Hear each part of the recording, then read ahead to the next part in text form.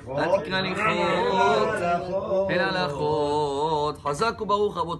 est aujourd'hui le 16 dans le mois de Tammuz et on a une grande chance. Il nous apprend le rabbi de Lubavitch que demain, le 17 Tammuz, c'est une journée dure pour le peuple juif car les murs de Jérusalem et encore 5 choses qu'elle amène la Mishnah sont passées à Yudzaïn Bet Tammuz. Au début, ça remonte de la faute du veau d'or. L'étape de la loi a été brisée. Le sacrifice journalier était annulé ce jour-là. Apostomous, c'était un grec qui a brûlé la Torah ce jour-là. Et pour toutes ces raisons-là, on devait jeûner le 17 Tammuz, mais la force du Shabbat repousse le jeûne à dimanche, ce qui veut dire que le 17 en hébreu, il devient Tov. C'est la même valeur numérique. C'est une chance qu'on a, car chaque fois que Tisha B'Av et 17 Tammuz tombent dans la même journée dans la semaine que Pessah. Regardez bien que la journée de Pessah qu'on a eue cette année, c'était quand? Shabbat. Et comme Shabbat c'était la fête, Leil HaSeder c'est le début de la délivrance du peuple juif. Donc ce sera pareil le message pour nous, que le début de la délivrance dépend de notre joie ce Shabbat.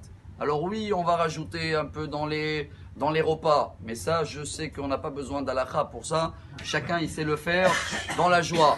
Qu'est-ce qu'on peut faire en plus ce Shabbat pour que Bezrat Hashem, cette période, qu'elle commence à partir de dimanche, et même là on ne va pas parler beaucoup du jeûne, parce qu'au cas où on souhaite, comme il dit le prophète Zacharia, ça va être des journées de joie. Donc déjà voilà, cette année c'est des journées de joie le 17 et le 9 Av. Mais pour faire quelque chose, venez, on va faire référence à Bilam dans la paracha de Balak que vous allez lire dehors d'Israël.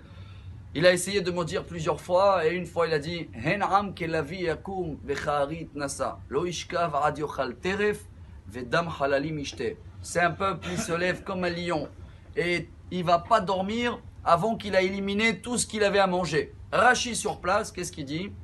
C'est un peuple que dès qu'il se lève le matin, il fait le schéma et quand il va aller dormir, il fait le schéma aussi pour éliminer tout ce qui peut gêner, pour avoir une nuit un peu balagan. Balagan en hébreu c'est quoi? Quand quelqu'un il dort, il n'a pas fait schéma, on a fait des fois une métaphore, c'est comme brosser les dents avant d'y aller dormir parce que notre âme, 1/60e, va dialoguer avec Dieu en haut. Et quand il va dialoguer en haut dans une salle spéciale, c'est comme ça qu'on garantit d'avoir le lendemain une bonne journée. Pas une journée où tu te lèves balagan. Même si tu as dormi beaucoup, des fois la tête elle est ailleurs. Alors si on veut faire quelque chose en plus ce Shabbat, c'est d'être à l'heure pour le schéma. Faire le schéma le soir, messieurs et mesdames, s'il y en a qui n'ont pas l'habitude avant d'aller dormir, faire le schéma. Et Bilam, il a vu que nous on le fait, il arrêtait pas de maudire, et tout ce qu'il a pensé mal est devenu bien. Alors si on démarre à partir de ce Shabbat, déjà ce point-là, le schéma Israël, Bezrat Hashem, j'espère que la halakha de dimanche, ce sera déjà une halakha de joie, Bezrat Hashem, Bebinyan, Bet Hamikdash Ashlishi, un très bon Shabbat, Shabbat Tov, 17, Shalom, et Bezrat Hashem Sheniske, que toute cette période-là, chers amis, on fait un effort sur le passé, ça va nous amener la joie dans le futur. Shabbat Shalom. Amar Rabbi Elazar.